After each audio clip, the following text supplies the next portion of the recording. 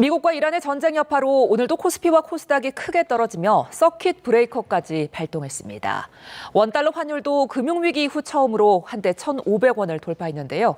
관련 내용과 함께 향후 우리 경제 전망, 이인철 참존경제연구소장과 함께 이야기 나눠봅니다. 안녕하십니까? 네. 자, 지금 이제 코스피에 이어 코스닥까지 급락을 했습니다. 이렇게까지 하락하는 이유는 뭐라고 보세요? 그렇습니다. 어제가 최악인 줄 알았어요. 예. 역대 최대폭으로 떨어졌습니다. 코스피가 7%, 400포인트 넘게, 450포인트 넘게 떨어졌는데 오늘은 또 개장하자마자 오전장에 사이드카, 선물지수 5% 이상 낙폭을 보여서 코스닥, 코스피 동시에 나타나더니 낙폭을 더 키웠어요. 8% 넘게 또 떨어지면서 20분간 양시장 모두 매매가 중단이 됐는데 코스닥 시장과 코스피 시장 동시 서킷 브레이커가 발동된 건 역대 4번째입니다. 예. 지금은 낙폭을 더 키우고 있어요. 20분 반 거래 정지되고 다시 재개가 됐는데 코스피가 지금 5,300선입니다. 8.37%. 사실은 5,059까지, 5,000선 아래까지 내려갔었고요. 코스닥도 지금 보니까 9.6%, 12% 넘게 떨어졌습니다. 사실 어제 하락률도 코스피는 7.24% 떨어졌기 때문에 전 세계 하락률 1위였고요. 코스닥은 4.6% 떨어져서 하락률 전 세계 3위였어요. 그러니까 우리가 그동안 많이 올랐기 때문에 산이 높으면 골이 깊다라는 증시 격언이 있는데 어쨌든 이제 이 하락률을 보게 되면 왜 유독 물론 뭐 많이 오른 것도 이유겠지만 한국 증시에 몰려 있느냐? 에너지 의존도가 너무 높아요. 우리나라에. 그러다 보니 호르무즈 해협 봉쇄 카드를 꺼내서 유가가 급등하니 에너지, 물류 대란 이게 장기화되면 물가에 영향을 미칠 수밖에 없습니다. 그러면 우리 수출 기업들의 어떤 비용 부담뿐 아니라 물가 상승으로 직결되다 보니까 하락폭이 커지고 있고 특히나 환율이 오늘 새벽에는 원달러 환율 심리적 지지선 역할을 했던 1,500원 선을 뚫었습니다. 1,506원을 찍었거든요. 역대 단 2번이에요. IMF 때. 2008년 글로벌 금융위기 때. 자, 그러다 보니까 이렇게 되면 외국인이 사실은 지난 주말에 7조 팔았잖아요. 그리고 화요일 5조, 어제 5조 팔았죠. 이게 이틀 후에 입금돼요. 그렇죠. 그러면 외국인이 과연 이걸 재투자할까? 아니면 이런 불확실한 상황에서 달러로 환전해서 나갈 것인가? 후자에 무게를 두고 있기 때문에 지금 뭐 시장이 거의 패닉셀에 가깝다라고 보시면 되겠습니다.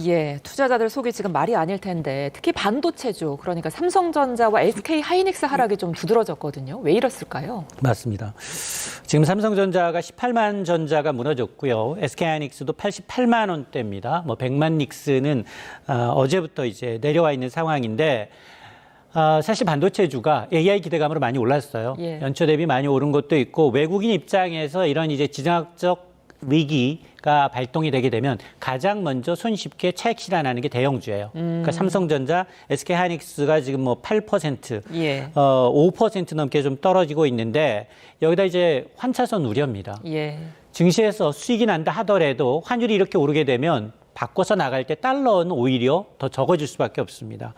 특히 이제 대표적인 이제 경기 민감주이면서 외국인 비중이 워낙 높다 보니까 지금 삼성전자, SK하이닉스는 산업의 어떤 펀더멘털이 바뀌었다라기보다는 지정학적 리스크 때문에 외국인이 가장 빨리 현금화할 수 있는 자산을 꼽아보면 삼성전자, SK하이닉스, 현대차다. 그래서 아마 대형주들이 낙폭이 좀 커지고 있는 상황입니다. 자, 그런데 지금 중동 지역 군사 충돌이 이번이 처음은 아니잖아요. 과거 사례에서는 우리 증시 흐름이 어땠습니까? 맞습니다. 지금 추가로 매수해야 되나 하신 분들 되게 많을 거예요. 그렇죠. 과거에도 최근 20년 동안 중동에서만 6차례에 걸친 이제 크고 작은 분쟁이 있었습니다. 그 결과 깜짝 놀라실 겁니다. 분쟁 이후에 1개월에서 3개월 후면 주가가 제자리로 복원하거나 오히려 주가가 오른 경우가 V자형 급반등을 한 경우가 많았다라는 겁니다.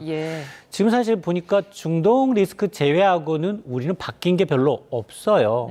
지수가 코스피가 이제 6,000선 넘을 수 있었던 배경 크게 3가지입니다. 개인의 유동성 장세. 뭐 하루 코스피 거래량이 뭐 30조 원 넘어서 뭐 50조 원 가까이 늘어나고 있기 때문에 언제든지 떨어지면 사겠다라는 분들이 굉장히 많아졌고 또 하나 반도체 실적에 대한 이 슈퍼사이클에 대한 견해는 바뀐 게 없습니다. 예. 여기다 정부의 이제 정책 기대감, 펀더멘털은 변한 게 없기 때문에 다만 이번 사태와 다른 점이 뭐냐? 단순한 이제 군사 충돌을 넘어서 전 세계 원유의 동맥이라고 하는 이제 호르무즈 해협을 실질적으로 이제 봉쇄할 거냐. 사실 이란은 이게 카드로만 써왔지 예. 봉쇄한 적은 거의 없거든요. 그런데 이제 실질적으로 이제 이란이 여기를 봉쇄하겠다라고 하니 과거처럼 어떤 V자형 반등을 맹신하기보다는 이 사태, 이 중동 사태가 좀 가닥을 잡을 때까지 잠시 쉬어가는 것도 나빠 보이지 않습니다. 예. 자, 골드만삭스는 호르무즈 해협이 완전 봉쇄가 된다면 지금보다 유가가 10에서 15달러 더 오를 거다 이렇게 전망을 했는데 어떻게 보고 계세요? 맞습니다. 사실은 이제 지난 2월 28일 오전 9시 45분 이란에 대한 이제 미국과 이스라엘 공습하자마자 예. 브렌트유가 13% 뛰었어요. 그러니까 배럴당 81달러 뛰었는데 예. 이후에 조금 안정이 되긴 했습니다. 그런데 지금 유가가 오늘 새벽에 4일 연속 올라가지고 또다시 81달러입니다. 예. 이 얘기는 뭐냐? 브렌트유가 올해 초만 하더라도 60달러 초반이었어요. 근데 지금 레벨 자체가 20달러 가까이 올랐다는 얘기거든요. 그런데 여기 80달러인데 지금 골드만삭스 얘기를 들어보면 현재 수준에서 배럴당 10에서 15달러라고 하면 90달러에서 100달러 사이예요. 예. 그 밴드에 있다면 아마 호르무즈 봉쇄협이 봉쇄될 경우 지금보다도 더 오를 수 있다라는 얘기인데요. 물론 우리 비축분이 있어요. 정부가 나서서 민간과 합치게 되면 한 208일분, 7개월 정도 전략적 비축유가 있어서 예. 모든 정유사의 재고 수준 고려해서 이러한 위협이 현실화돼서 수입이 다 막힌다 하더라도 7개월 버틸 수 있다라는 얘기인데 예. 문제는 지금 기름값 아마 주유소 가보시면 아실 거예요. 지금이 가장 싸다. 오후에 늦게 가시면 앞에 자리, 뒤에 자리가 바뀌어 있을 수 있습니다. 예. 왜냐? 우리나라의 특성상 정유는 유가는 국제유가가 통상 상승분은 2, 3주 시차를 두고 반영이 돼야 되는데 주유소는 안 그렇습니다. 오르는 건 정광석화처럼 반영을 하고 내리는 건 미적미적 되고 예. 특히나 환율 때문에 그래요.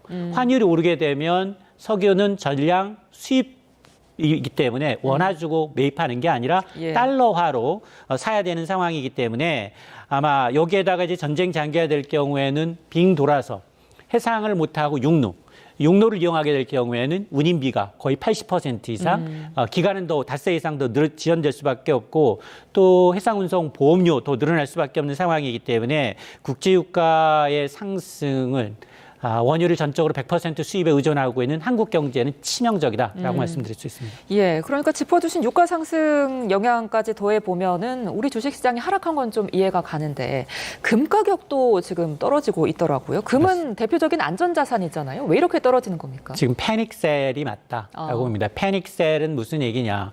야, 전쟁 났어. 예. 전쟁 나면 가장 필요한 건 달러. 스위스 프랑 바꿀 수 있는 거. 예. 사실은 금도 안전자산이긴 하지만 금도 환전을 해야 달러로 환산할 수 있기 때문에 예. 지금 슈퍼달러의 기환이 금 가격까지도 내려앉아 있다라는 얘기인데요.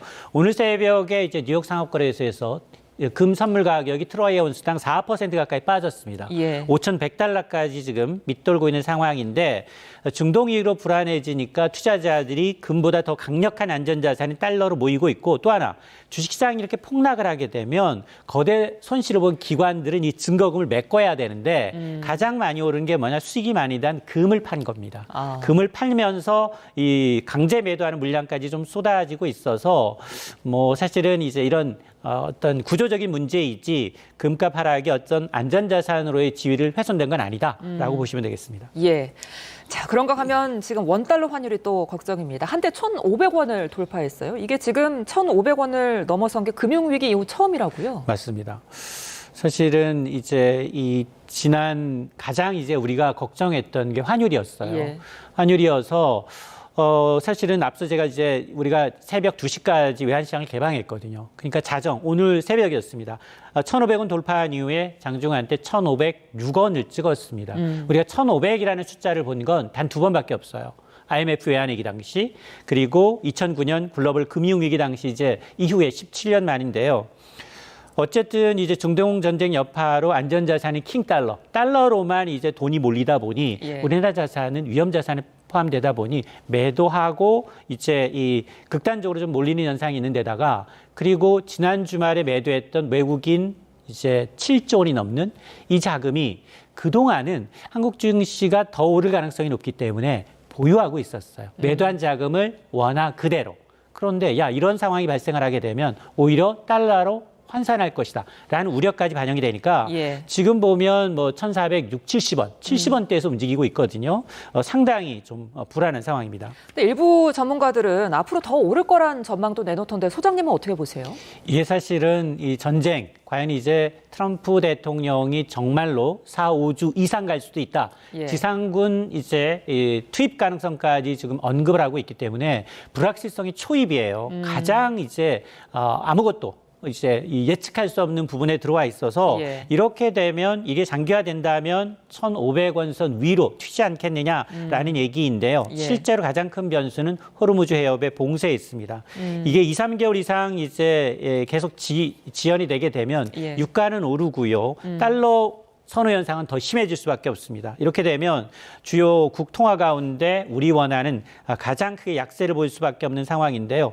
정부가 어쨌든 금융당국이 지금 100점 플러스 알파 규모의 시장 안정 프로그램을 지금 가동할 수도 있다라고 얘기하고 있기 때문에 1,500원을 넘어서게 되면 아마 시장 개입 가능성도 좀 있어 보입니다. 이렇게 유가, 환율이 오르면서 식품 물가도 오를 거란 전망이 나오고 있는데 이 부분은 어떻게 전망하세요? 맞습니다. 에너지 가격이 오른다는 건 원자재 가격뿐만이 아니라 시차를 두고 이제 국내 소비자 물가를 올릴 수밖에 없습니다. 그동안 이제 밀가루와 설탕 가격은 담합을 이유로 가격을 조금 내렸어요. 그럼에도 불구하고 지금 수입하는 게 원유만 있는 게 아니잖아요. 가스도 있죠. 곡물도 있죠. 수입 단가가 전부 다 오르게 되면 원화 기준으로 급등할 수밖에 없기 때문에 시차를 두고 소비자 물가에 반영될 수밖에 없습니다. 이러다 보니까 아마 이제 정부, 특히 한국은행은 올해 이제 경제 전망하면서 지금 국제 유가를 65달러대, 60달러대 초반 중반까지로 감안하고 올해 성장률 2% 달성 가능하다라고 얘기를 하고 있는데 문제는 지금과 같은 상황, 국제 유가가 배럴당 80달러 선 100달러만 돌파하더라도 물가 수준이 크게 올라갑니다.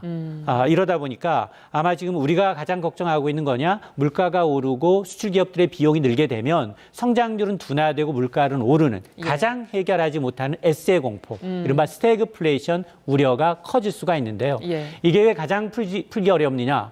이게 돈을 풀 수도 없어요. 물가 오르는데 돈 푸는 건 금리를 낮추는 거는 거의 화약고에 이제 불을 붙이는 것과 마찬가지입니다. 그러다 보니까 해법이 없기 때문에 가장 어려운 숙제를 좀 풀어야 되는 상황입니다. 알겠습니다. 자, 지금까지 이인철 참좋은경제연구소장과 함께했습니다. 오늘 말씀 고맙습니다.